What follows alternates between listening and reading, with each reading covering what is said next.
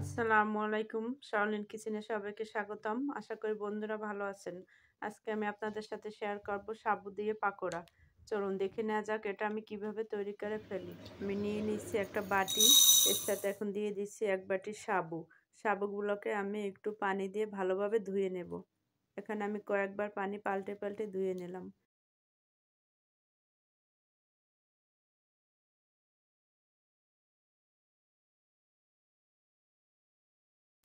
এখন সাবুগুলোকে নেড়েচেড়ে একটা ঢাকনা দিয়ে ঢেকে রেস্টে রেখে দেব ১০ মিনিট। ১০ মিনিট পর সাবুগুলো একদম ঝরঝরা হয়ে গেছে। এখন এর সাথে দিয়ে দিয়েছি ২-৩ পেঁয়াজ কুচি, ধনেপাতা কুচি, কাঁচামরিচ এবং স্বাদমতো লবণ। এখন ধনেপাতা, পেঁয়াজ, কাঁচামরিচ সাবুর সাথে একটু ভালোভাবে মেখে নিচ্ছি।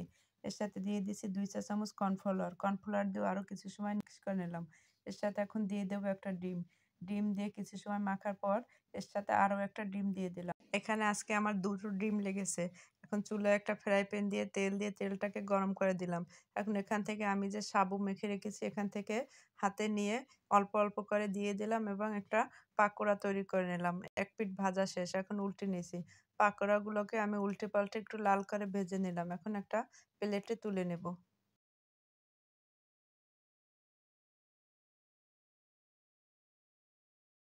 একইভাবে আমি বাকি পাকোড়াগুলোকেও ভেজে নেব।